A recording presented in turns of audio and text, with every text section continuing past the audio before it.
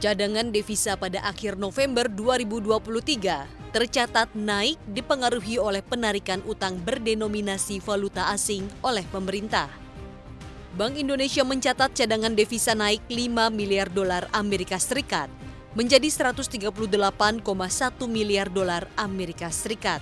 Posisi cadangan devisa tersebut setara pembiayaan 6,3 bulan impor atau 6,1 bulan impor dan pembayaran utang luar negeri pemerintah, serta berada di atas standar kecukupan internasional sekitar 3 bulan impor. Menurut Bank Sentral, kenaikan posisi cadangan devisa tersebut antara lain dipengaruhi oleh penerbitan global bond pemerintah dan penarikan pinjaman luar negeri pemerintah. Diketahui pemerintah melalui Direktorat Jenderal Pembiayaan dan Pengelolaan Risiko Kementerian Keuangan baru saja menarik utang baru sebesar 2 miliar dolar Amerika Serikat atau sekitar 31,2 triliun rupiah.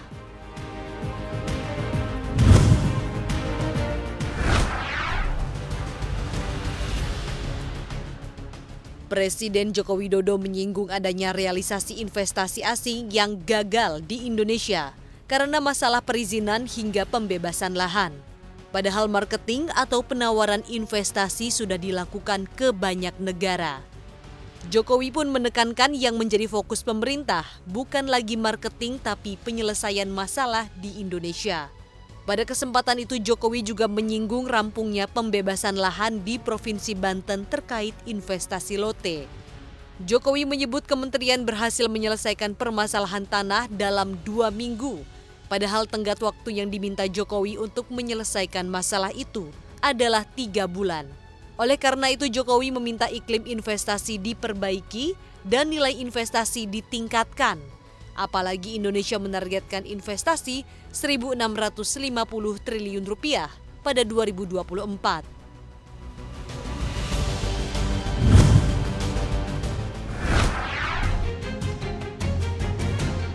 Pundi-pundi kekayaan konglomerat Indonesia semakin tebal. Forbes mencatat kekayaan konglomerat tanah air secara kolektif melonjak 40%. Dari 180 miliar dolar Amerika Serikat atau sekitar 2.797 triliun rupiah pada 2022, kini menjadi 252 miliar dolar Amerika Serikat atau 3.916 triliun rupiah pada 2023. Untuk posisi teratas masih diduduki bos grup Djarum, yakni Budi dan Michael Hartono, dengan kekayaan setara 745,63 triliun rupiah. Adapun meningkatnya kekayaan Taipan Indonesia tak lepas dari perusahaan energi dan pertambangan yang menghasilkan keuntungan besar tahun ini. Lonjakan paling spektakuler terjadi pada perusahaan petrokimia dan energi milik Prayogo Pangestu. Kekayaan yang meningkat hingga 8 kali lipat dibandingkan tahun sebelumnya, di kisaran 5,1 miliar dolar Amerika Serikat. Adapun keluarga Antoni Salim berada di peringkat kelima, di mana bisnis yang menggurita dari bos Indofood juga merambah energi lewat kepemilikan grup Salim di Medco Energi Internasional. Serta grup Salim menguasai 45,78% saham Bumi per akhir September 2023 melalui Mach Energy Limited. Sementara itu di peringkat 6 hingga 8 terdapat Sri Prakash Lohia, Hairul Tanjung, dan Agus Projo Sasmito. Adapun di posisi 9 ada Lim Haryanto Wijaya Sarwono.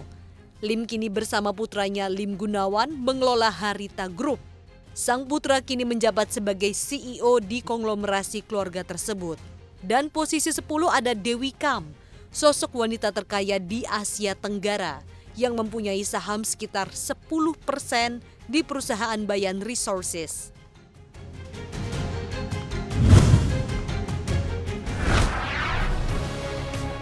Jarang meninggalkan Rusia sejak perang dengan Ukraina, Presiden Rusia Vladimir Putin kali ini justru bertemu dengan putra mahkota Arab Saudi, Mohammed bin Salman MBS, untuk membahas harga minyak. Pertemuan dua sosok penting ini diadakan setelah jatuhnya harga minyak meskipun ada janji OPEC Plus untuk mengurangi produksi lebih lanjut. Harga minyak berjangka sempat turun 4% pada perdagangan Kamis pagi meski kemudian berhasil rebound. Memang harga minyak dibayangi tekanan data ekonomi dari Amerika Serikat, di mana Badan Informasi Energi mencatat stok bensin Amerika naik 5,4 juta barel pada pekan lalu, lebih dari 5 kali lipat kenaikan yang diperkirakan para analis. Imbasnya, harga bensin berjangka Amerika Serikat anjlok ke level terendah dalam 2 tahun terakhir. Di sisi lain masih ada kekhawatiran terhadap perekonomian China dan permintaan bahan bakar di masa depan, juga membebani harga minyak dunia. Sehari setelah lembaga pemeringkat Moody's menurunkan prospek peringkat China dari stabil menjadi negatif.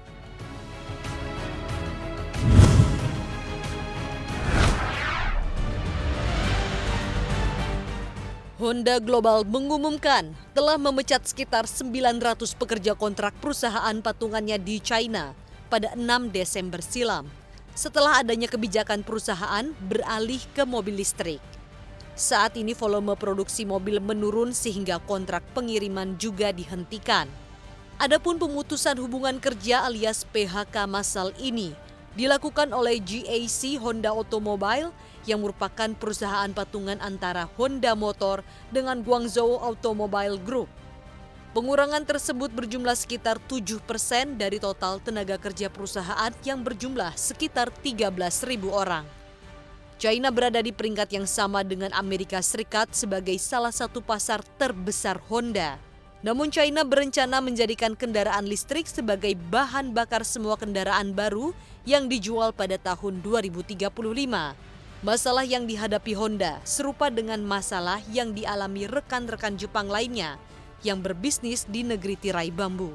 Terungkap pada bulan Juli, Toyota Motor memangkas sekitar 1.000 pekerjaan di perusahaan patungannya GAC Toyota Motor.